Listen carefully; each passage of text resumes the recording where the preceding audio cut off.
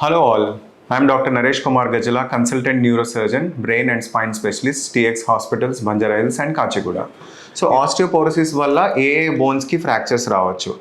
నేను డిస్కస్ చేసినట్టు ఈ స్పైన్లో ఫ్రాక్చర్స్ రావచ్చు, లేకపోతే నెక్ ఆఫ్ ద ఫీమర్ అంటే ఈ ఏరియాలో కూడా మనకి ఫ్రాక్చర్ అయ్యే అవకాశాలు ఉంటాయి. వెరీ సెన్సిటివ్ ఏరియాస్ ఇవన్నీ.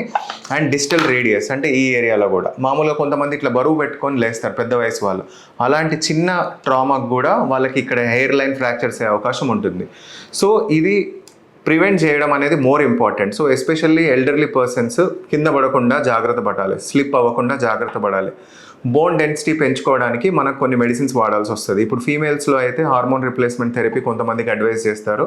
అది కన్సర్న్డ్ గైనకాలజిస్ట్ని కానీ ఫిజిషియన్ని కానీ కన్సల్ట్ చేసి వాడాలి. కొంతమంది కాల్షియం, విటమిన్ డి సప్లిమెంట్స్ తీసుకోవాల్సి వస్తుంది. ఆల్మోస్ట్ ఎవ్రీడే తీసుకుంటే ఈ బోన్ డెన్సిటీ అనేది స్ట్రాంగ్గా ఉంటుంది.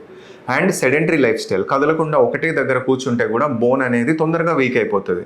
యంగ్ పేషెంట్స్ కూడా, చిన్న వయసులో ఉన్న వాళ్ళకు కూడా తొందరగా బోన్ డెన్సిటీ అనేది అరిగిపోతూ ఉంటుంది. ఇది ప్రివెంట్ చేయాలంటే డైలీ కంపల్సరీ వాకింగ్, ఒక 15 to 20 minutes ఆఫ్ వాకింగ్ చేసినా కూడా బోన్ డెన్సిటీ అనేది పెరుగుతుంది.